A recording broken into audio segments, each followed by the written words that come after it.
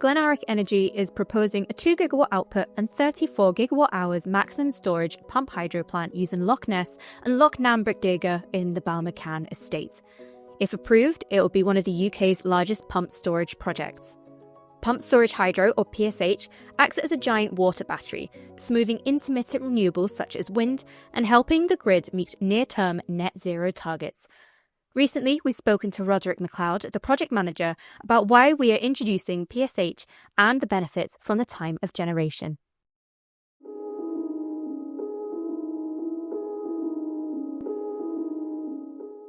So pumped storage hydro, PSH for short, is an old technology. It's over 100 years old, and it consists in pumping water up using electric motors from a lower reservoir up to a higher reservoir when electricity is abundant or cheap. And then if electricity becomes more expensive, or if there's a dearth of electricity and more is needed, then you let the water down from the upper reservoir to the lower reservoir through those same electric motors, which are now operating in reverse as generators, and they generate electricity to put that electricity back on the grid. So in short, a PSH is a giant water battery.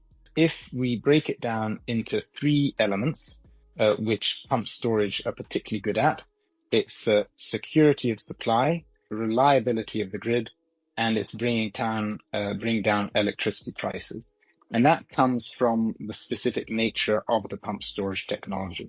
The first one, in terms of the actual having an impact on overall electricity prices, is that the scale is very large. So with a good pumped storage project will store large amounts of energy. And to put that in perspective, the pumped storage project that GE is developing can store 34 gigawatt hours of energy.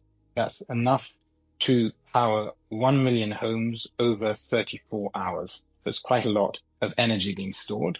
That's the prices, the reliability, and the security. The security comes from the fact that you're not relying so much on fossil fuels which are coming in from abroad in order to make up the gap when you need more energy, because you've got the energy stored and ready already, and that energy has been stored using homegrown wind power. And then the reliability has got to do with the actual technology of pumped storage, which are these enormous electric motors, which are also generators, which provide so-called services to the grid. One of the sort of famous ones being inertia to the grid, which provide that reliability to the grid to allow it to get through all the variations and fluctuations that come in from solar and from wind. And the big example, obviously, in everybody's mind is the 28th of April this year in Spain, when the grid melted down. Had they had more pumped storage on the grid, they wouldn't have had that problem. Equally, for the reliability, if a problem like that does occur, it's pumped storage which will get the grid started again after a blackout. And that's exactly what happened in Spain. They used their large hydro storage facilities to bring the grid back online after the meltdown. So in terms of what the pumped storage will do for the grid, right now, there's a lot of money being paid for curtailment. And then similarly, there's a lot of money being paid for gas peakers, which have to come on when there's not enough energy. And PSH will reduce both of those. It will reduce the amount of curtailment paid, reduce the amount of gas peakers needing to be brought online. And over the first 20 years, the value of that to the grid is in the region of £3 billion for our project. All sounding good from an environmental push for the government's net zero plan by 2045. But this plan has come with objections. If you look at the big picture, take a back step first of looking at the proposal as a whole. When we first looked at it, was kind of fairly horrified. Save Loch Ness is a community campaign group made up of locals, businesses and experts who are opposing large pumped storage hydro projects planned for Loch Ness. They're worried about the environmental impact and the loss of the loch's natural beauty. Many people didn't know much about this project at all. A friend urged us to look at it because it was feeling quite imminent for him. So we sat down and started trawling through the EIA. And the reason we were asked to have a look was because we both have a background in ecological consultancy. I did a degree in geology, and we've worked in planning related matters for 20 years. So, we have an understanding of these things. We kind of sat back, had a look at it, and then waited for the outrage or reaction from the local community, and it was almost silent. initially, and that was seemingly that people were sort of dumbstruck by what was being proposed. Rosalind Fraser-Salter and Craig Turner set up the campaign group to make the local community aware of the pumped storage hydro project's potential impacts. And the more people we spoke to and engaged with as to find out was anybody interested in scrutinising this proposal and how it was going to affect the community and what were people's feelings on it, the more people we spoke to, the more people sort of came and responded and said, yeah, I'm horrified, but I don't know what to do. How do I decipher hundreds of documents, thousands of pages of technical documentation? I can see it on a plan. I understand it's big because we have Foyer's pumped storage hydro in existence for the past, 50 or so years. So they understand what it is, but then you get the concept of this is 6 times larger than Foyer's. And I think as people begin to comprehend the scale, and therefore the scale of the impact, whether it is ecological, geological, transport-related, social, housing-related, this impacts the local community across many, many spheres. The first question is, well, why is this happening? And the second question is, do we need it? The question of why Loch Ness continued throughout the day. This was brought to Glen Earrach Energy. Very early on, we were advised that this was a very important site for pumped storage within the UK. And the 3 key elements that you need for pumped storage are obviously water, to start off with. You need the right geology, because you're going to be digging stuff underground. And you also need what's called head height. And head height is the height difference between the lower reservoir and the upper reservoir. And in this case, the height difference between Loch Ness and Breac Dearga, which is the upper loch, is 500 meters. And that turns out to be the ideal height for a large-scale pumped storage project.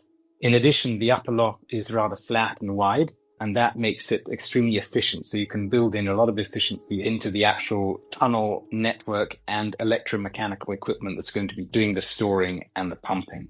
But what it means when you've got that 500 meters head height is that compared to a lower head height, let's say 200 meters or 180 meters, you're storing 2 or 3 times the amount of energy for 1 cubic meter of water that you're pumping up the hill. So you're making a much, much more economic use or much more economically efficient use of the water that you're moving about. So from an environmental impact perspective, if you have that high head, which we have, you're having a much bigger impact on climate change because you're storing much more energy for moving much less water. And that is the key element driving the ability of this project to do what it's doing, to be able to have that focus on the environment, focus on the community, focus on the landscape and the visual, and also focus on optimizing the project, not just for, an engineering efficiency, but also for the community. They're super confident that it's all going to breeze through without any objection and there are no real issues, when it's very obvious there are issues. And the issues are structural in terms of geology and hydrology, but the issues are also very much about the creatures, the ecology that surrounds this, both in the Loch Ness level and the Loch Breac Dearga level. They are effectively going to, at the very least, disrupt, if not destroy, a whole ecosystem that's dependent on this at the moment. Reports have raised concern about the project's ecological impact, particularly on smolt populations, which have reportedly been affected by previous developments. So what measurements have Glen Earrach Energy taken to mitigate the project's impacts? It's perhaps useful to start off with acknowledging that the Ness catchment area is very large and it's quite complex. And so there's lots of things going on there that have different effects on the fish. And so the first thing we wanted to understand was whether the pumped storage would actually have an impact on the fish. And if it is having an impact on fish, then we don't operate during that period of time. And that's the question about the smolts. So we did a first round of the smolt study this year in conjunction with the NDSFB. And those results need to be analyzed so that we can see exactly what kind of effect these impacts on the loch are having on the fish. So that's something that we're doing, and we're committed to doing that over time as a monitoring process of the project throughout its lifetime. The other thing that we're doing is we have initiated a study for the entire loch. It's basically studying the thermocline. It's a temperature model of the loch, but it's not just temperature, it's also water movement. And that's not been done for the loch before, so it's going to be a first of its kind as well. And that will also feed into our operating model for the project so that we don't have a bad effect on the loch, and in fact, so that where we can, we have a positive impact. So that's the two elements in terms of the direct studies. No doubt there will be others that we do as we go along.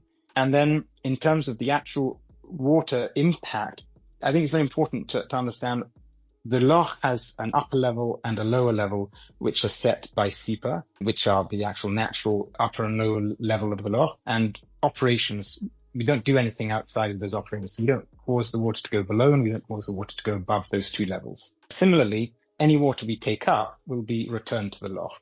So we're not taking water out of the loch, and we're not putting water in to the loch from elsewhere. It's the water going through the loch will end up going through the loch. Aside from that, an important element within the loch is the Dochford Weir, which is 200 years old, built by Telford, which is a great historical monument, but is in need of modernization.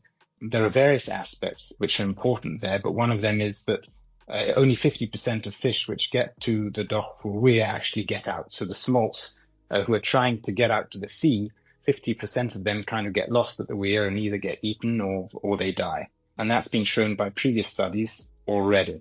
That's one element. And then there's another element is that as we go into the future with different rain patterns, the navigability of the loch is going to become quite difficult in the summertime. And then there's various aspects of flood mitigation in the winter that become important. And the way to solve that is with what's called a variable weir. So it's a modernization of the weir. It's been done in many places across the world. The technology is well understood and is secure. And the important element of that is that it allows a future board, water management board, to actually take control of what's going on in the loch, both in terms of the level of the lochs, but importantly, the flow in the River Ness. And so that'll be an independent board that is made up of the different constituents that have an interest in the water in the Loch Ness and will determine how that water is managed. There's a last element of that, which is important, which is that those works will also allow us to address that 50% of fish that get lost at the weir in order to increase that as much as we possibly can. And we will do that scientifically through ongoing studies, seeing what works, seeing what doesn't work, and improving that survivability of the fish. And that in itself will have a massive positive impact on the fish population for the whole area. A weir is a low barrier or crest built across a watercourse that controls water flow and raises the upstream water level. Loch Dochford drains over the weir, forming the River Ness and the Caledonian Canal. I think the issue there is it's difficult to comment because there's no clear plan. Glen Earrach have submitted, as we've already said, 200 documents, thousands of pages, and I think 2 of those pages refer to the weir and the fact that they acknowledge a modification needs to be made to the weir. And obviously the important question to address here is, well, why do you need to modify the weir? And that's simply because, ironically, there is not enough water in Loch Ness. And you come back to the thing that, well, we're at Loch Ness proposing a pump storage hydro because it's an ideal location. But you've got a loch where there is not enough water, which sounds ridiculous because everyone knows Loch Ness is famed for holding all the water of the English lakes, etc., and it's huge volume that it holds, but it has to maintain a minimum navigable level for where the lochs come in and exit at either end of the loch, and they can't exceed those levels. This comes back to the issue of cumulative effect, that where you already have foyers, when they pump, they draw down and lower the loch by about somewhere between 8 and 9 centimetres, which doesn't sound a lot. But then you add Red John and they lower the level even further. If Loch Kemp gets approved, we lower the loch and suddenly we've dropped the loch by 3/4 of a metre. If you then put Glen Earrach into the equation and they pump, then we could be facing a loch level drop of over 1.25 metres, which effectively turns a freshwater loch into a tidal system because they'll be pumping on 24-hour cycles. And there's been much muted about how they won't all pump together and they won't all pump to the extreme or the maximum capacity that they can pump. But they're all commercial entities. They're not going to sit there and go, no, after you pump first, our shareholders will wait. I don't believe that for a second. And it's well known, therefore, that the weir needs modifying. You only need to speak to people like Ness District Fisheries Board in terms of what work needs doing to that weir. And I know for a fact that they've been in conversation with Scottish Canals of what remedial works need doing to the weir in its current form. And the answer to that has been nothing. That weir functions perfectly well in its current form. And it recently had an upgrade done to it. So structurally, it's had works done to make it good sound. And I've heard quoted, it'll run for at least another 100 years in its current form, with the current flows down it, projected rainfall forecasts, etc. It only needs modifying because they wish to hold back more water to increase the depth of Loch Ness, and therefore have enough water for all these pumped storage hydros to operate at the capacity that they want to operate. And Loch Kemp put in a proposal and had initial discussions with the Highland Council whereby they were considering their own modification to the weir and discussing the need to do an individual environmental impact assessment for that weir modification.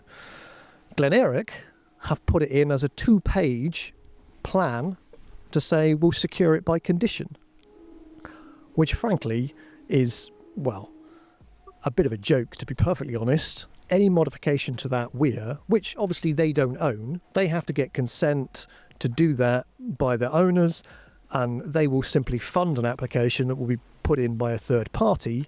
They just don't seem to have a clear plan of what they're going to do, or if they do, they haven't communicated that plan, and that plan should be scrutinised as part of their overall planning application. It shouldn't just be a 2-page addendum that is going to be secured by condition. Securing that weir is contingent to their overall application. Without the modification of the weir, their application doesn't work.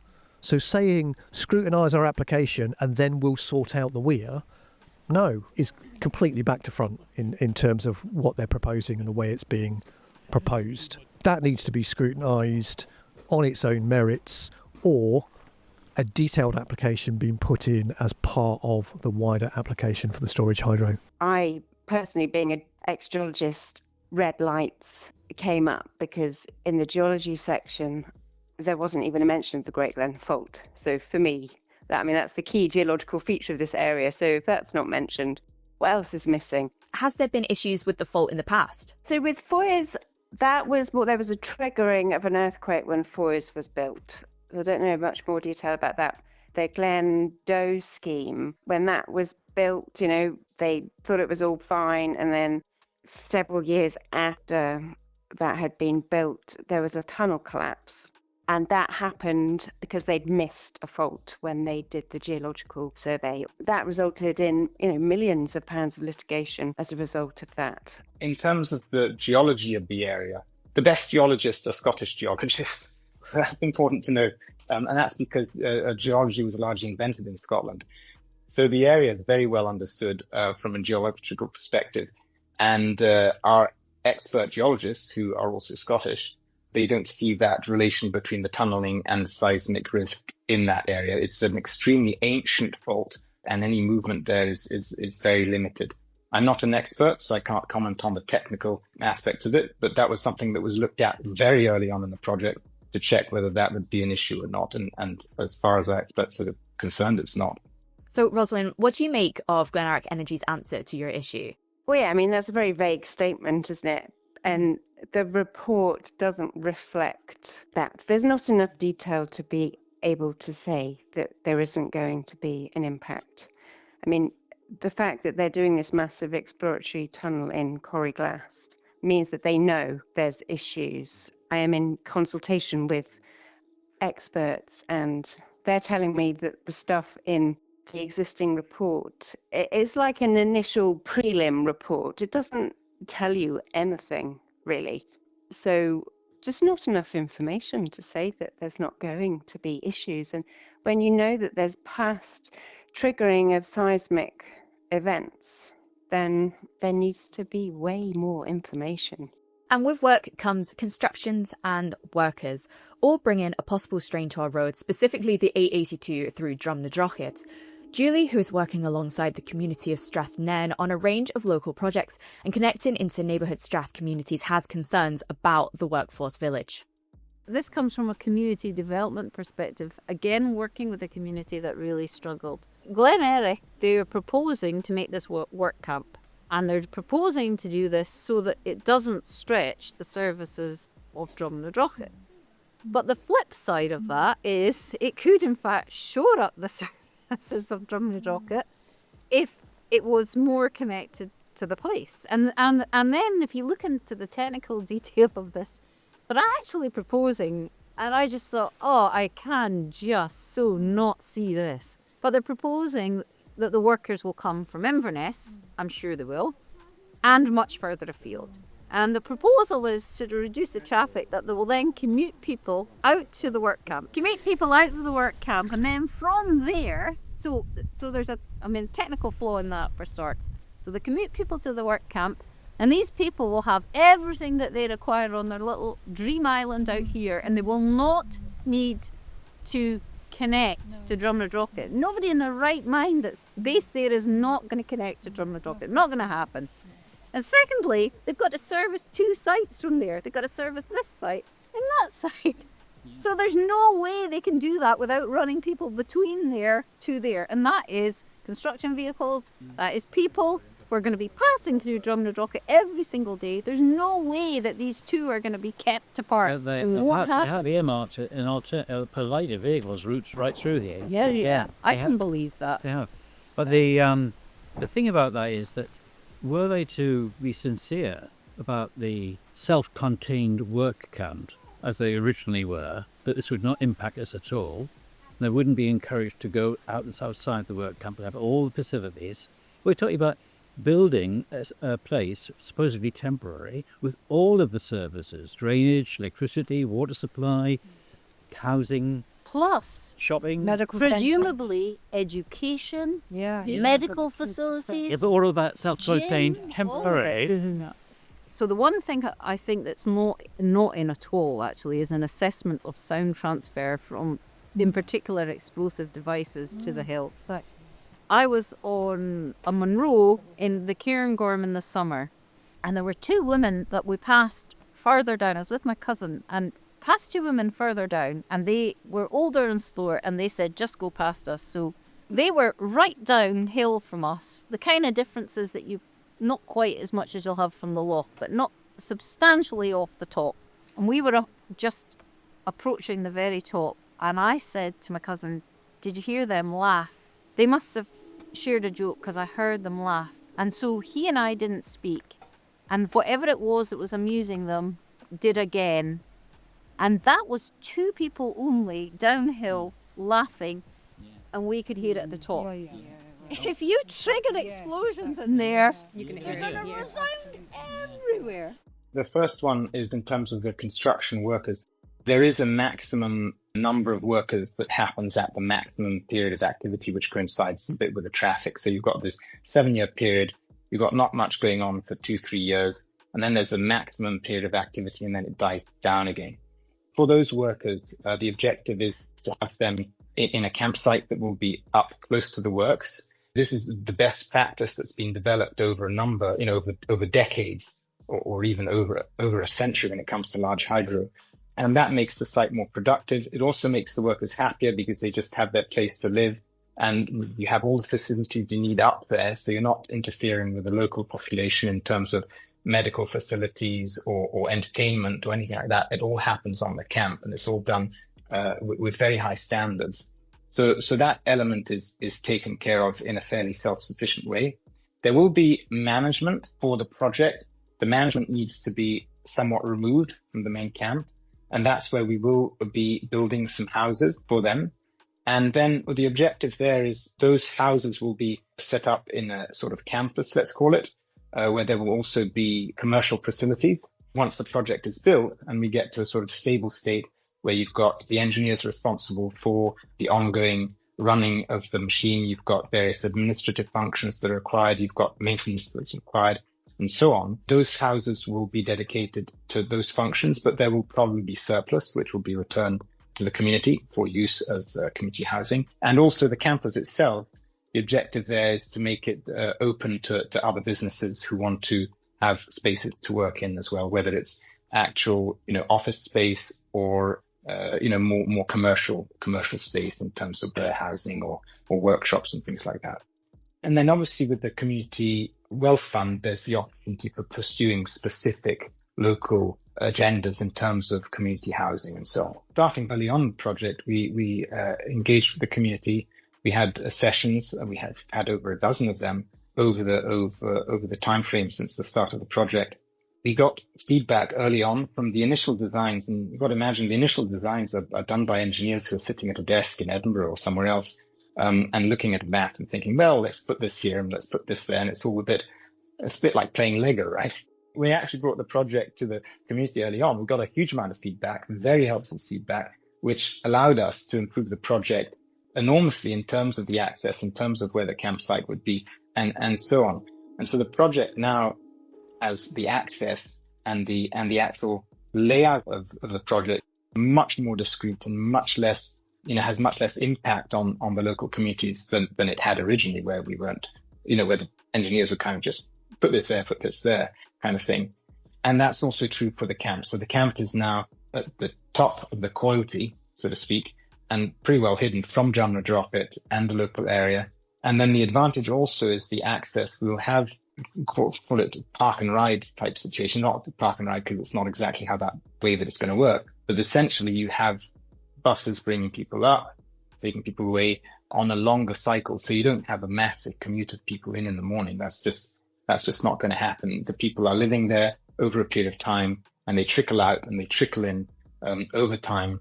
And so the impact of that traffic for the people is reduced a lot.